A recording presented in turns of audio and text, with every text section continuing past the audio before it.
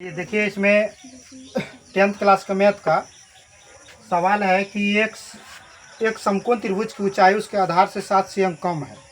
यदि कर्ण 13 cm हो तो अन्य दो भुजाएं ज्ञात करें। अन्य दो भुजाएं ज्ञात करें। तो पहले त्रिभुज बना लेते हैं। ऐसे करके। ये समकोण त्रिभुज हो गया। कौन त्रिभुज हो गया? ये कोण 90 डिग्री का है। इसको लिखो ए, इसको लिखो बी, इसको लिखो सी। देखिए, सवाल यदि समझ जाइएगा तो सवाल अपने बन जाता है। इसमें बोला कि आधार इसको बोलते हैं। आधार से लंब ऊंचाई जो है, लंब ऊंचाई ही कहते हैं। इस 7 cm कितना क्या है? कम है। इससे 7 cm ही क्या हुआ? कम है। कर्ण कितना दिया हुआ है? 13 दिया हुआ। कर्ण कितना दिया हुआ है?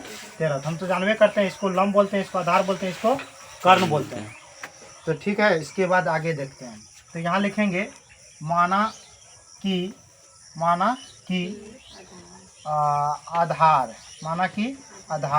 आधार बराबर डायरेक्ट लिख दीजिए। आधार बराबर क्या लिख देते हैं? x।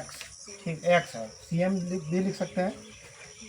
तो इसका कर्ण भी लिख सकते हैं। कर्ण कितना दिया है? 13। ठीक है। और लंब कितना है? लंब है x - 7। ठीक है।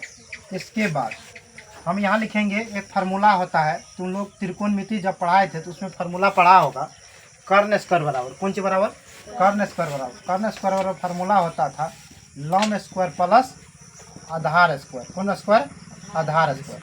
समझ रहा है रे? इसके बाद कर्ण कितना दिया हुआ? 13 का स्क्वायर। लंब कितना दिया हुआ? x - 7 पर होल स्क्वायर प्लस आधार कितना दिया हुआ?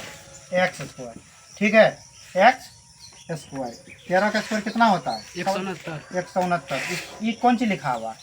ये कौन सी लिखा हुआ? तुरंत बताएं कि a - b का होल स्क्वायर है। a प्लस b का होल स्क्वायर होता है, a - b का होल स्क्वायर।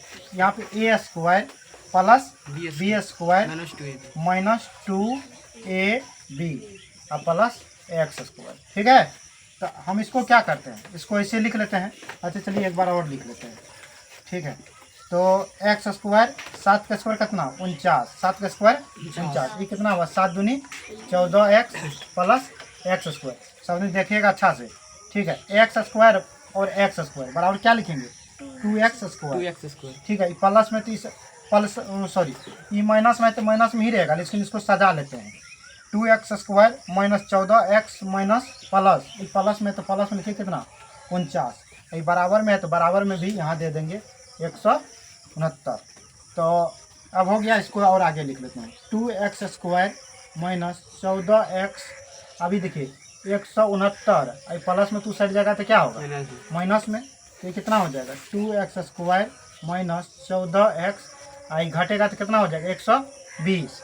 इसको हम ऐसे लिख सकते हैं 2x स्क्वायर -14x। प्लस में टी साइड आएगा तो माइनस में बराबर 0।